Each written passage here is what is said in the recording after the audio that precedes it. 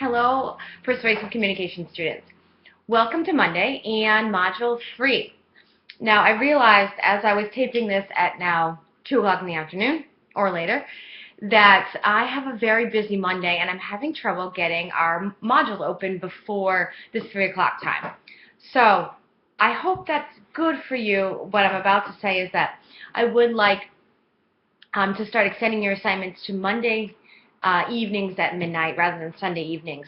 Sundays are a tough time. I don't have chance maybe to answer your questions over the weekend, and people are trying to have family days, and all of your assignments are due. Not to say you should wait till the last minute, but I do think Monday at midnight is a good new deadline for assignments, and that gives you a whole week from when I post the assignments on Moodle. So just take note, you are now going to have assignments due Monday at midnight rather than Sunday starting this week. Okay. So, but let me introduce you to the module. There's a few things that we are going to do this week, and then I'll talk to you about how I reviewed your assignments from last week. So this week we are focused on getting your delivery outline done. So last week you should have done a full outline of the speech, and that's when you put in, really it should look almost like an essay, right? But I let you outline it, but it should be full sentences and citations and almost like paragraphs, and it should be very detailed. So you submitted that to Turnitin this weekend. There will now be a forum open on the discussion board where you're going to upload that outline into the discussion board, because your peers are going to give you comments on how that outline looks and how your argument looks. So you will be in a group of students that will be assigned on the discussion board, and you will give peer feedback to 2 students. And you will see there's specific guidelines on what I'm asking you. And you can write it right in the discussion board as a post, and I will grade it from there. Okay, so the first thing you have to do is that if you've already written the outline, you just have to post it on the discussion board for Peer Workshop 1. And then by the end of the week, you're going to read 2 other outlines and give students feedback. And I try to pair you up with people who have similar topics to you, because I also want this to be an information sharing moment. Which we'll talk about in a second. You guys actually did really, really well on your research exercises in Module 1, so I'm going to comment on that in a second, and I think that you're in a better place than you think you are. Okay, so you're going to do a peer workshop. You are also going to do an additional activity that takes your full outline and helps you prepare a delivery outline, right? So in the full outline, we're looking for different things. We're looking that you've put your speech in good order, that you have credible sources, that you're using complete sentences, that you are making solid arguments. The delivery outline is all about the delivery. So what types of pauses are you putting in? How are you introducing the speech in a verbal way? How are you paying attention to pronunciation? How are you using note cards to help you organize the speech? So all of those things happen in the speech delivery portion of it, and we're going to work on that. The other thing that this activity asks you to do is to see if you're missing anything in your research, and gives you the opportunity to fill in some of those holes. So I've given you feedback on research exercise 1. You'll get feedback on your outline in the discussion board this week, and then you will see kind of, okay, when I finally deliver this, what's the necessary content? So the delivery outline should be submitted in week 4. Well, you're going to submit it at the end of this week. But in week 4, you're actually going to deliver your speech.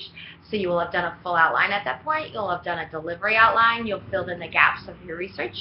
You've gotten some feedback from your peers, and then it will be time to record again. Okay. And then the only other thing, so you'll do that activity, and then I asked you to do a short quiz on MLA. So I know it's hard to learn that in 1 week. I'm not expecting you to, but I want us to keep practicing it. So you submitted an MLA worksheet last week, and now this will be one of our Learning Check 2 will also be a very brief quiz on MLA. So those are the things I want you looking for this week. It will be posting your outline to the peer workshop, completing a peer workshop for 2 of your peers, completing the delivery outline and exercise, and then doing the MLA quiz. Okay, so let's talk about assignments you did in Module 1. Your research exercises, you turn them into Turnitin, and I know that some of you had some trouble with Turnitin. Turnitin, I think, closes when the submission deadline is passed, and other people had some finicky things happen with it. But in Turnitin, you should always see submit paper, some button where you click and you can upload it, and it will say that it was submitted.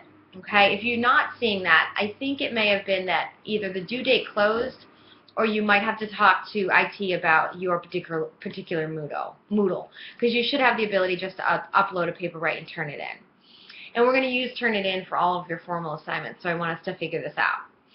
What I did do, though, is I didn't put any, I decided not to put any windows around it, because I didn't want you to get locked out of an assignment just because you turned it in, you know, a few hours after the deadline. So I reopened those windows, so you should be able to see the ability to submit a document even if the due date is passed. So if you're trying to submit something from yesterday, I kept the windows open long enough that you would be able to do that. So let me know if you're having any trouble seeing that button that says submit paper, because that gives you access to Turnitin. And what Turnitin does is it does a couple of things. One, it gives us an originality report, which just basically means the things that match in your essay to outside in the great World Wide Web, right? They're making sure kind of that not too much of it matches, or if it does match, you've credited your sources. So it's a check for that. But it also gives me the opportunity to write directly into your paper. So when you reopen your paper and turn it in, you will see in the upper right-hand corner, you'll see a grade out of 100, and then you'll see blue bubbles on the page, right? If you scan over those blue bubbles, you'll see comments from me, and they are inside a little text box. And those are the things I have to say about your assignment. And I actually thought with your assignments that worked better than I was originally going to do Jing, but I think this works better. So you'll see that. You'll see the blue bubbles are me, and the purple bubbles are kind of Turnitin's own mechanics check. So I don't actually write those, and sometimes I delete them because some of them are wrong, but that will give you some idea of your mechanics.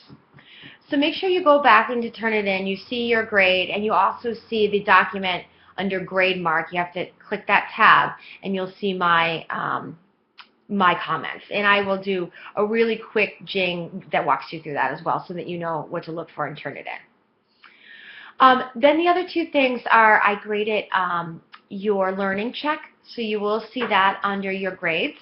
And you can actually click right into the quiz and see where I commented, and I try to comment on each of your answers so you understood why you got the points you did. And then last but not least, you should have been graded for your introduction in the discussion board as a discussion board grade. And I also put comments to giving you feedback on your video. So it might take you a little while to navigate how you're getting the grades and the feedback, but let me know how I can be helpful, because there's a few different access points to those things. And then I'm going to start looking at your full outlines this week. I will look at also your MLA guide, and I will be giving you, like I said, some general comments on both of those.